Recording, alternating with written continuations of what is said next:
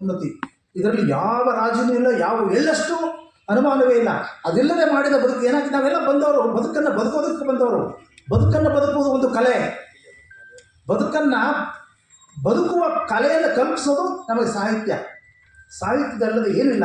ನಾವು ಅದು ಕಲಿದೇ ಹೋದರೆ ಬದುಕನ್ನು ಕೆದಕ್ತಾ ಹೋಗ್ತೀವಿ. ಅದಕ್ಕಂದ್ರೆ ಲೀಲೆ.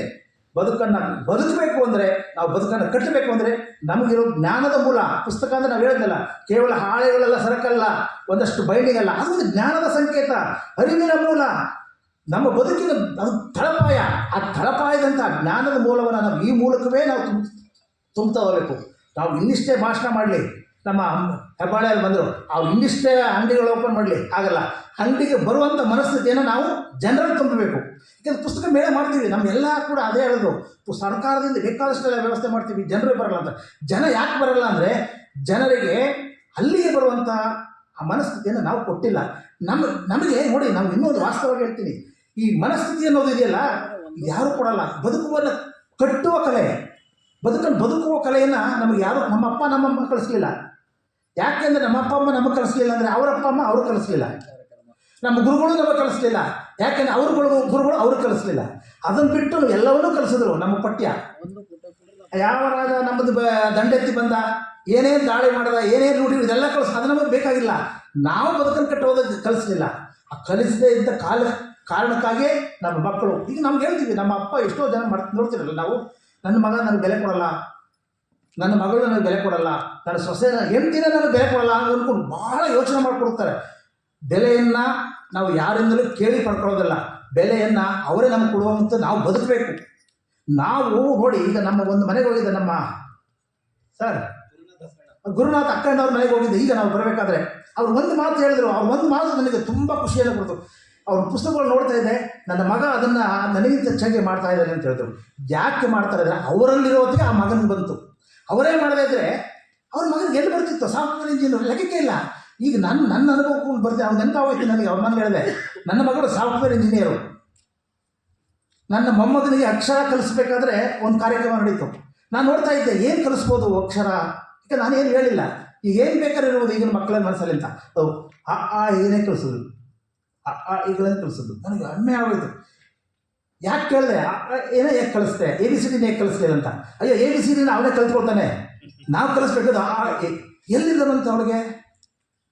ನಮ್ಮ ಮನೆ ಪರಿಸರ ಇರೋದಕ್ಕಲ್ವಾ. ಇದು ನಾವು ಬದುಕನ್ನು ಕಟ್ಟಬೇಕಾದ್ರೆ ನಮ್ಮ ಮಕ್ಕಳಿಗೆ ಇದು ಆಸ್ತಿ ಆಗಬೇಕು. ಅದು ಬಿಟ್ಟು ನಾನು ನೋಡಿದ್ದೀನಿ, 10 ಕೋಟಿ ಆಸ್ತಿಯನ್ನು ಮಾಡಿ ಅವ್ರು ಕೊಟ್ಟರು ಮಕ್ಕಳಿಗೆ ಅದಕ್ಕೆ ಬೆಲೆ ಇಲ್ಲ. ಯಾಕೆ ನಾವು 20 ಕೋಟಿ ಸಂಪಾದನೆ ಮಾಡ್ತಾನೆ. ಈಗ ನಾವು 10 ಕೋಟಿ ಬಂಡವಾಳ ಹಾಕಿರ್ತೀವಲ್ಲ, ಆಗ 20 ಕೋಟಿ ಸಂಪಾದನೆ ಮಾಡಿದವನಿಗೆ, 100 ಕೋಟಿ ಮಾಡಿದವನಿಗೆ 10 ಕೋಟಿ ಮಾಡಿದ್ರೆ ನಾವು ಏನೂ ಬೆಲೆ ಇಲ್ಲ, ಲೆಕ್ಕಕ್ಕಿಲ್ಲ. ಕಷ್ಟದ ಕಸ ಕೊನೆಗೆ ಏನಾಗುತ್ತೆ ಅಂದರೆ, ಗೌರವ ಕೊಡೋದಿರಲಿ, ಅದೆಷ್ಟಾದ್ರೂ ಸರಿ, ನಾನು ವೃದ್ಧಾಶ್ರಮಕ್ಕೆ ಕಟ್ತೀನಿ, ಅದು ಎಷ್ಟು ಲಕ್ಷ ಆದರೂ ಪರವಾಗಿಲ್ಲ, ತಿಂಗಳಿಗೆ ನೀವು ಅಲ್ಲಿ ಹೋಗ್ಬಿಡು ಅಂತಾರೆ ಅಪ್ಪ ಅಮ್ಮನ.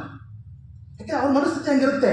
ಅದಲ್ಲದೆ ನಾವು ಮಕ್ಕಳಿಗೆ ಆಸ್ತಿ ಮಾಡಿ, ನಿಜ ಆಸ್ತಿಯ ಜೊತೆಗೆ ಈ ಮನಸ್ಥಿತಿಯನ್ನು ಕಟ್ಟುವಂತಹ ಈ ಮನೆ ಒಂದು ಗ್ರಂಥಾಲಯವನ್ನು ಮಾಡಿ, ನೀವು ನೋಡ್ತಾ ಹೋಗಿ, ನಿಮ್ಗೆ ಇಷ್ಟವಾದ ಪುಸ್ತಕಗಳನ್ನು ಓದಿ ಕಳೀರಿ, ಎಲ್ಲೆಲ್ಲೋ ಕಳೆ ಬಂದು, ಆಗ ಅವ್ರಿಗೆ ಗೊತ್ತಾಗುತ್ತೆ ನಮ್ಮಪ್ಪನ ಮನಸ್ಥಿತಿ ಎಂಥದ್ದು, ನಮ್ಮಪ್ಪನ ಬದುಕು ಎಂಥದ್ದು. ಇಂಥ ಅಪ್ಪನ ಬಗ್ಗೆ ನಾನು ಅನುಭವ ಮಾತಾಡ್ಬೋದಾ? ಅವನ ಮನಸ್ಸಿನಲ್ಲಿ, ಸುಪ್ತ ಮನಸ್ಸಿನಲ್ಲಿ ರೆಕಾರ್ಡ್ ಆಗುತ್ತೆ, ಮಾತಾಡಲ್ಲ. ಇದು ನಾವು ನಮ್ಮ ಬದುಕನ್ನು ಕಟ್ಟಬೇಕಾದ ಪರಿಸ್ಥಿತಿಯ, ನಮ್ಮ ಬದುಕನ್ನು ಕಟ್ಟಬೇಕಾದ ರೀತಿ, ಮನಸ್ಥಿತಿ. ಈ ಮನಸ್ಥಿತಿಗೋಸ್ಕರ ಇದು ನಮ್ಮ ಮೇನ್ ಪ್ರಾಡಕ್ಟು. ನಾವು ಈ ಮೇನ್ ಪ್ರಾಡಕ್ಟನ್ನು ಬಿಟ್ಟು ಸಬ್ ಪ್ರಾಡಕ್ಟ್ಗಳು ಭಾಳ ಸುಲಭ. ಅಧಿಕಾರ ಹಿಡಿಯೋದು ಸುಲಭ, ರಾಜಕಾರಣ ಮಾಡೋದು ಸುಲಭ, ಮನೆ ಕಟ್ಟೋದು ಸುಲಭ. ಈಗ ಎಲ್ಲವನ್ನೂ ಅದನ್ನು ಉಳಿಸ್ಕೊಳ್ಳೋದು ಅಷ್ಟೇ ಕಷ್ಟ. ಯಾಕೆಂದರೆ ನಮ್ಮ ಮನಸ್ಥಿತಿ ಇರಲ್ಲ. ಈಗ ನಮಗೆ ಒಬ್ಬ ಅಧ್ಯಕ್ಷರಿಗೆ ಇಡೀ ನಮ್ಮ ರಾಜ್ಯ ಯಾರೂ ಕೊಡದಂತಹ ಬಹುಮತದ ಗೆಲ್ಲಿಸ್ತು. ಅದು ಮನಸ್ಥಿತಿಯಿಂದ ಹೊರತು ಬಂದಂತಹ ಪರಿಸ್ಥಿತಿ, ಲಾಭ. ಅದು ಉಳಿಸ್ಕೊಳ್ಳೋಕ್ಕಾಯ್ತಾ? ಇಲ್ಲ. ಯಾಕೆ ಮನಸ್ಥಿತಿ, ಆ ಮನಸ್ಥಿತಿಯನ್ನು ಅವನು ಬಂದಿದ್ದರೆ ಆ ವ್ಯಕ್ತಿ ಯಾವತ್ತೂ ಕೂಡ ಆ ಸ್ಥಾನಕ್ಕೆ ದ್ರೋಹ ಬಗಿತಾ ಇರಲಿಲ್ಲ. ಇಂಥ ಒಂದು ಪುಸ್ತಕಕ್ಕೆ ಲೇಖಕರ ಪುಸ್ತಕ ಹಾಕಬೇಕು, ಯಾರ ಫೋಟೋ ಹಾಕಬೇಕು? ಲೇಖಕರ ಫೋಟೋ ತೆಗೆದು ಆ ಸಂಬಂಧಪಟ್ಟ ವ್ಯಕ್ತಿಯ ಫೋಟೋ ಹಾಕ್ಕೊಂಡಿದ್ರು. ಅದು ಮನಸ್ಥಿತಿಯಿಂದ ಬರುವಂತಹ ಇದಲ್ಲ. ಮನಸ್ಥಿತಿಯಿಂದ ಬಂದಿದ್ದರೆ ಅವ್ರು ಹೇಳಬೇಕಾಗಿರಲಿಲ್ಲ ಇದೆಲ್ಲ ಅಂತ. ಇನ್ನೂ ಆ ಸ್ಥಾನಕ್ಕೆ ಅಷ್ಟು ಜನ ನನಗೆ ಪ್ರೀತಿಯಿಂದ ಇಷ್ಟೊಂದು ಮತ ಕೊಟ್ಟಿದ್ದಾರಲ್ಲ, ಇನ್ನೂ ಪುಸ್ತಕಗಳನ್ನು ಆ ವ್ಯಕ್ತಿ ಈ ಗೌರವಕ್ಕೆ ಈ ಜನ್ಮದಲ್ಲಿ 10 ಜನ ತೀರ್ಸೋಕ್ಕಾಗಲ್ಲ ಅನ್ನೋ ಭಾವನೆ ಬಂದುಬಿಟ್ಟಿರೋದು. ಆ ಬರದೇ ಇರೋ ಕಾರಣಕ್ಕೆ ನಮಗೆಲ್ಲ ವ್ಯವಸ್ಥೆ ಶಿಥಿಲ ಆಗ್ತಾ ಇರೋದು.